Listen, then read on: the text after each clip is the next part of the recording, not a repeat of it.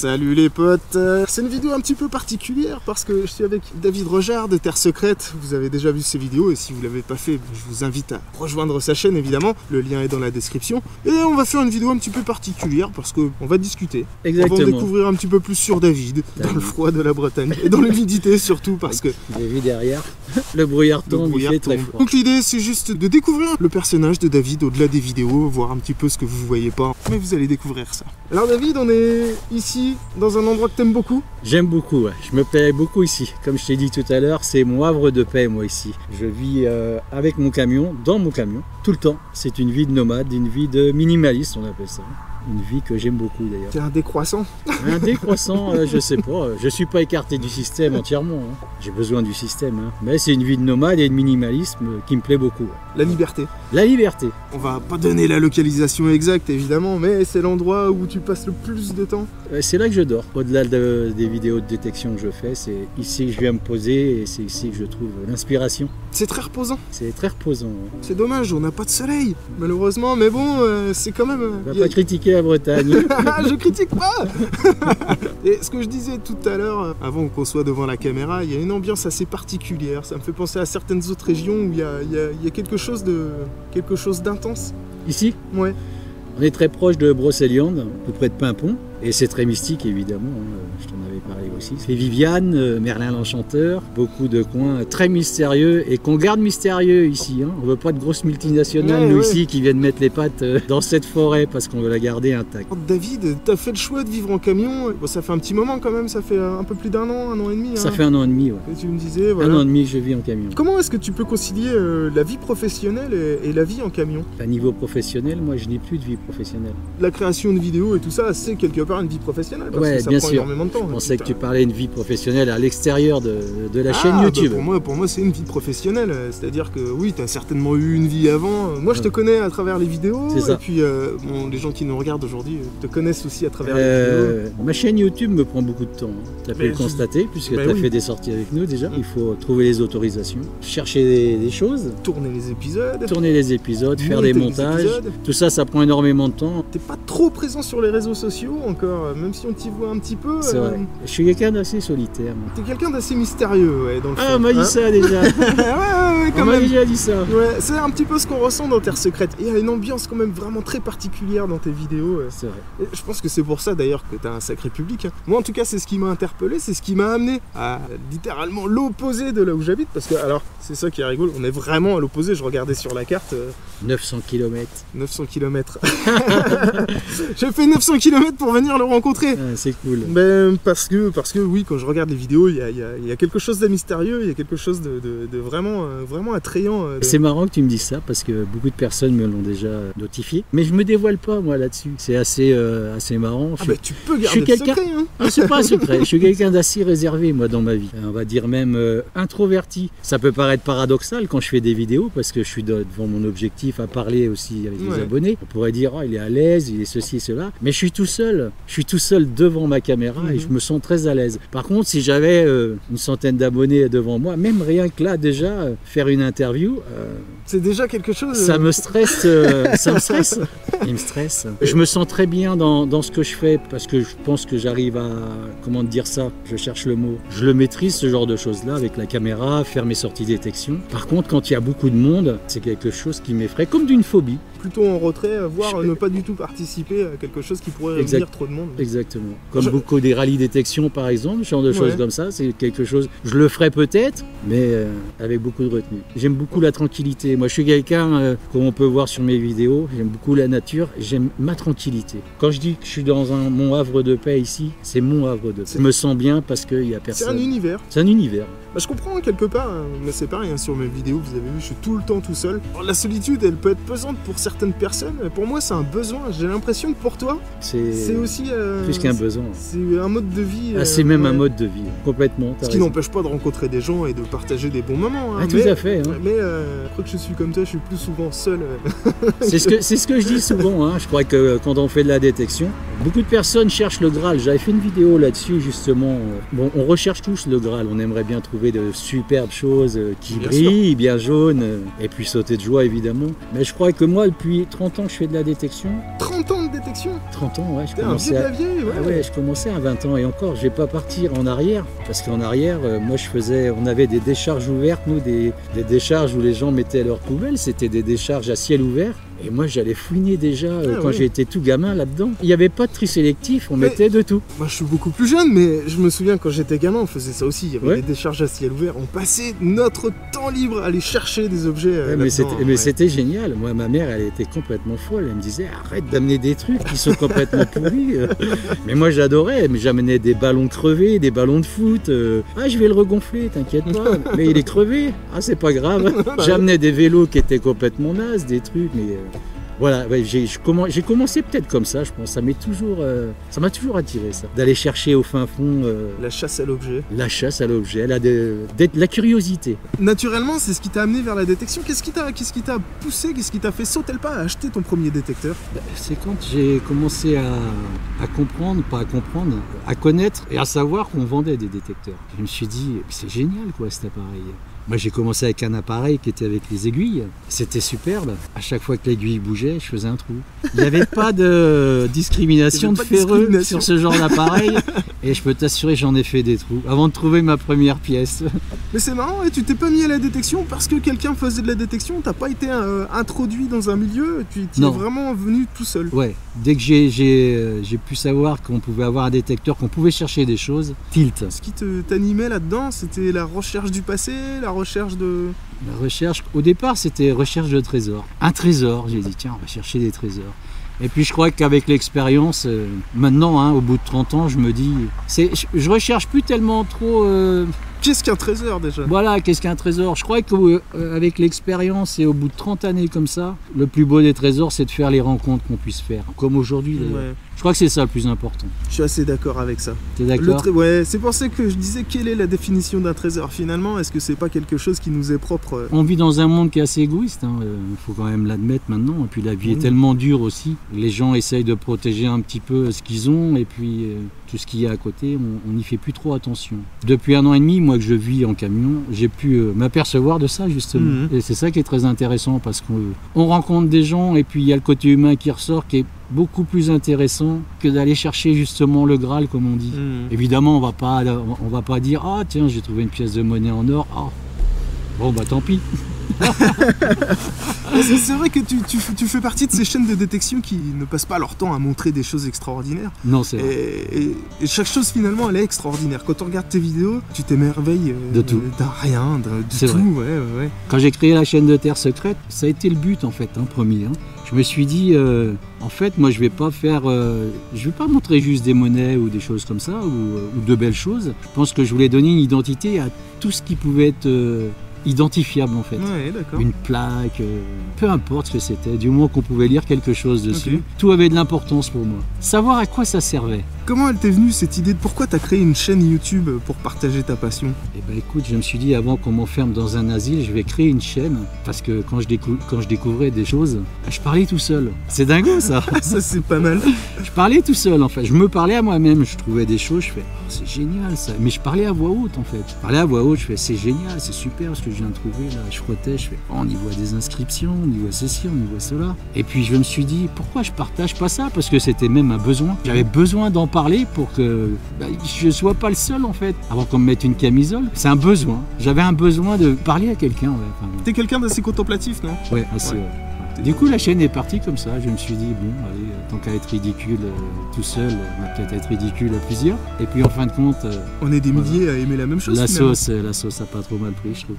Ouais, bah carrément, ouais. Non seulement la sauce a bien pris, mais c'est vrai que t'as une chaîne qui est en pleine explosion.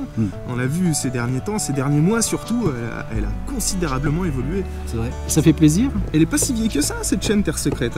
Terre Secrète, elle va avoir 2 ans. Et en 2 ans, t'es une des plus grosses chaînes de détection française. Si ce n'est, ou même en termes de vue, certainement la plus grosse chaîne de détection française. Il n'y en a pas d'autres? Il y a Chasseur de Trésors, mais ça n'a rien à voir. On va dire une chaîne de puristes. de vrais détectoristes, non, j'en vois pas d'autres. Hein. C'est vrai qu'on est très puristes.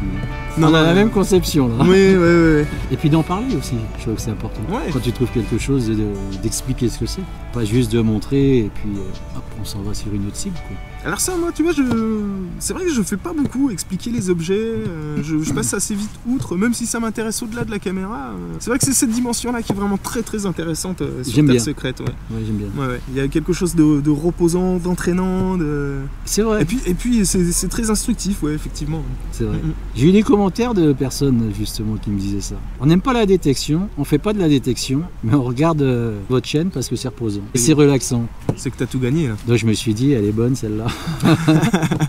C'est comme si on disait j'aime pas les matchs de foot, mais je regarde les matchs de foot parce que j'aime bien les maillots, ou j'aime bien le terrain, ou j'aime bien les buts, ou j'en sais rien, tu vois. C'est assez paradoxal quand même. C'est assez paradoxal, mais en même temps c'est que c'est gagné, c'est que le format fonctionne. Ouais. Ça c'est génial. T'as quel âge, David? Je vais avoir 51 bientôt, vieux de la vieille. Tu vois, encore un truc qui est pas courant, à 51 ans, se mettre sur une chaîne YouTube. Ouais. On m'appelle le papy. J'ai eu des commentaires, on m'appelle salut papy, bravo pour ta sortie. C'est un milieu relativement jeune, en tout cas sur internet. Oui, c'est vrai. Ouais. Il y a beaucoup de jeunes qui se lancent à la détection et ça c'est bien, tant mieux. Il faut pas se décourager surtout. Moi je reçois beaucoup de commentaires de personnes qui me disent moi je trouve rien, je trouve pas grand chose. C'est une affaire de patience et de rêve. Hein. Si vous rêvez pas, ce que j'avais dit dans une de mes vidéos, c'était que le détecteur ça permet de rêver un petit peu plus loin. C'est vrai. Moi c'est ça qui me fait triper. Mais c'est pour ça que j'avais envie de te rencontrer justement. Moi je suis content de te rencontrer aussi parce que quand on a un professionnel comme ça qui nous explique comment fonctionnent les détecteurs qui sont assez compliqués à utiliser, ça c'est plutôt cool quand même. C'est vrai. Ça c'est ma passion. Ouais, voilà. Mais tu fais ça avec un grand professionnalisme parce que j'imagine ça te prend du temps aussi également. C'est pas facile. C'est vrai que vulgariser l'utilisation d'un détecteur de métaux, il y en a qui ont fait des choses, mais vulgariser à ce point, je crois pas que ça ait été fait avant moi. T'es la seule chaîne? Ouais, je suis la seule chaîne. En France en tout cas. Dans d'autres pays ça existe, notamment Gary, à qui on dit coucou en Angleterre. Ça peut aider. Ça peut aider. Surtout quand on est en galère. Je crois que ça t'a aidé comme d'ailleurs. Moi des fois. Oui, ça m'a aidé. Franchement. Ouais. Moi, et ton binôme aussi, Jérôme, parce que... J'étais très content. Jérôme aussi d'ailleurs. Faut qu'on parle de Jérôme aussi, parce que Jérôme, ça fait quelques temps quand même que t'es plus tout seul dans tes vidéos. Non. Jérôme, ça a été une rencontre assez particulière. Je partais d'ici, moi justement, de mon spot, où je dors avec mon camion. Et Punchy, faut parler de Punchy aussi. L'histoire, elle est géniale. Et quand je suis parti d'ici, le camion m'a suivi, il me faisait plein d'appels de phare, mais j'ai dit, pourquoi il me fait des appels de phare celui-ci? Je vais pas dire les noms d'oiseaux parce que ça m'énervait à un moment donné, on va rester correct. Et puis je me suis dit, j'ai peut-être un problème en fait sur mon camion, je me suis garé et c'était mon ami Jérôme qui est venu me dire qu'il était complètement dingo de la chaîne de Terre Secrète. On a discuté, il m'a proposé une sortie et puis c'est parti de là en fait. On s'est retrouvés sur une sortie, on a commencé ensemble et le feeling est passé tout de suite parce que c'est un grand passionné aussi, notre ami Jérôme. J'ai vu ça, il est inarrêtable. On peut pas l'arrêter. Il est inarrêtable. Et à noter, parce que ça c'est pareil, c'est quelque chose que vous voyez pas en vidéo, d'une gentillesse extraordinaire. Ouais, c'est quelqu'un d'assez particulier. Ouais. Je pense qu'il n'y en a pas... On n'en rencontre pas tous les jours. Quand on est accueilli chez lui, c'est on sent tout l'amour qu'il y a. Ouais, exactement. Incroyable. Mention spéciale, c'est vrai qu'on a été extrêmement bien reçus. Merci à Gaël. Merci Gaël, ouais. On a toujours un grand accueil chez Jérôme. C'est vraiment une personne humble. On aurait pu faire cette vidéo avec Jérôme d'ailleurs. Ce sera pour une prochaine vidéo sûrement. Je voulais vraiment David dans cette vidéo. C'est un petit peu dommage parce que le temps ne nous le permet pas, mais c'est vrai qu'on avait prévu un peu un autre format, quelque chose d'un peu plus sympa. Mais malheureusement c'est l'hiver. On n'a pas pu se rencontrer. Ça fait un petit moment quand même que j'essaye de voir David, mais oui. On a chacun des vies et puis surtout on habite très loin l'un de l'autre. On a une longue distance qui nous sépare, c'est dommage. Ça, c'est pas facile, ouais. Mais c'est pas inaccessible. Mais c'est pas inaccessible. La preuve. Exactement, voilà. Tout à fait. Quand on veut, on peut de toute manière. Exactement. On n'a pas abordé le nom de la chaîne, parce que le nom de la chaîne, il a quand même une importance toute particulière. Comment t'as choisi ce nom? Ce nom-là, je me suis dit... J'avais regardé sur YouTube, Detectman, Freeman, tu sais bien, il y a tellement de pseudos au niveau des chaînes. Je me suis dit, il y a tellement de secrets dans la Terre, et tilt. Ah tiens, Terre Secrète, ce serait pas mal, tiens. Terre Secrète. C'est parti comme ça, Terre Secrète. Quand tu lis le nom, une fois qu'il est trouvé, Terre Secrète, ça paraît comme une évidence, mais avant de le trouver... On cogite un peu. J'en avais trouvé plein de noms. Je vais même pas les dire parce que je me rappelle plus. Mais j'avais trouvé des choses qui étaient complètement farfelues. Mais ouais, je me suis dit, il y a tellement de secrets dans la Terre quand on détecte. Et puis Terre Secrète, c'est venu finalement tout seul. Ça va très bien. On n'a pas parlé d'un autre compagnon qui t'accompagne, c'est Punchy. Punchy, elle est avec moi depuis 6 ans. Son maître est décédé d'une maladie et quand il était hospitalisé, moi je gardais Punchy. Donc elle s'est très bien habituée à moi. Quand il sortait de l'hôpital, son maître, il l'a récupéré évidemment. Mais quand il est décédé, bon, personne n'a voulu récupérer sa chienne dans sa famille. Donc moi je l'ai récupérée, évidemment. J'allais pas la laisser toute seule, cette pauvre petite mémère. Et depuis, elle me quitte plus. Elle prend une grande place dans mon camion, mais surtout dans mon cœur. Moi je vais te dire, mon chien, je crois qu'il est, il est presque aussi important que ma fille. Obo. Ouais. Ouais. J'ai fait la rencontre d'Obo. Ah, c'est quelqu'un de particulier aussi. Il a des quarts d'heure américains très spectaculaires, je peux vous dire. Mais en tout cas, ils se sont bien entendus tous les deux. Oui, hein, carrément. Ouais. Obo et puis la mamie Punchy, en fait, on peut dire. On dit toujours tel chien, tel maître, ou tel maître, tel chien. Ouais, c'est ça. Ouais, je crois que ça correspond bien. Ça correspond bien, ouais. Je t'ai pas vu courir partout, par contre. Non, mais ça, c'est pas un truc que je fais l'hiver. Pourtant, ça réchauffe. Moi, je suis bien content de t'avoir rencontré. Ouais, je suis bien pareil. content. On en avait parlé, c'était avant l'été, tu m'avais appelé. Oui. Et puis, bon, ça se fait un petit peu avec des températures un peu fraîches quand même aujourd'hui. Disons que cet été, si vous suivez la chaîne, j'ai préféré aller faire du parapente en Haute-Savoie et de la randonnée plutôt que d'aller faire tout ce que j'avais à faire. Mais des fois, c'est comme ça, il faut savoir. Je suis sûr que tu aurais le même conseil. Je pense que il faut vivre sa vie. Elle est trop courte pour louper des choses. Quand vous avez envie de faire quelque chose, arrêtez de vous poser des questions ou de vous trouver des excuses. Faites les choses, faites-les. Et même si ça vous fait peur, il faut se lancer et c'est là que vous allez vivre les meilleurs moments de toute votre vie. C'est sûr. Et voilà. Et des rencontres comme ça avec David, vous en ferez certainement des tas aussi. Mais si vous bougez pas de chez vous, il n'y a rien qui se produira. Et vous resterez toujours... Chez vous? Chez vous. Avec des petites frustrations, et c'est dommage. Non, la vie, elle est trop courte. Et il y a tellement de choses à faire. Enfin voilà, profitez, éclatez-vous, passez plus de temps à vous ouvrir aux autres qu'à essayer de fermer le monde qui vous entoure. Voilà, si je puis dire ça comme ça. Ce serait un peu ma philosophie pour conclure cette vidéo. Mais bien, hein. Pas mal, hein. Ça, c'est quand tu passes beaucoup trop de temps dans la contemplation. Il est resté trop longtemps avec moi. Bon les amis, c'est là-dessus qu'on va vous laisser. Je pense que voilà, cette vidéo a déjà que trop duré, mais vous avez certainement passé un bon moment. Vous en savez un petit peu plus sur David, par le fait, sur moi aussi du coup. Exactement. Voilà. Ça fait partie de l'échange. Moi je pense qu'il y aurait encore des milliards de choses à dire. C'est sûr. On pourrait encore discuter pendant des heures. On va arrêter cette vidéo là parce que sinon elle va être trop longue. Et puis il faut quand même garder une petite part de mystère sur les gens. Vous avez petite part de secret. Surtout qu'on est très proche de Brocéliande ici. C'est très mystique ici. Un peu comme moi. Alors il faut rester un peu dans la légende. On va rester... Mais ça permet déjà de connaître et de cerner un petit peu plus le personnage. Et j'espère que vous en avez appris déjà dans cette vidéo. N'hésitez pas à poser vos questions en commentaire de cette vidéo ou en commentaire sur sa chaîne. Vous verrez s'il vous répond, fera ce qu'il veut. La chaîne de Terre Secrète. Chaîne de Terre Secrète, exactement. Dont le lien est dans la description. Ça correspond bien en fait au personnage. Personnage secret. Hein. Merci David en tout cas pour ta patience. Merci pour ta gentillesse. Oh, mais c'est moi qui te remercie d'avoir fait 11 heures de route pour venir jusqu'en Bretagne et puis se rencontrer. 11 heures c'est pas grand chose, c'est une demi-journée, c'est rien. Ouais. Après, ça fait une rencontre super sympa. Ça fait une rencontre super sympa, ouais. Mais je pense que c'est pas la dernière. Alors, on se retrouvera certainement. Exactement, ouais. Et ce sera peut-être toi maintenant qui fera les 900 km pour venir. Ah ben peut-être, pour venir au soleil. Mais je sais pas s'il y a beaucoup de choses à trouver. Oh, il y a du paysage, il y a de quoi contempler. Au moins, on verra de jolis paysages. Il y a de quoi contempler. C'est sûr. Voilà. Les amis, au revoir. Salut, ciao.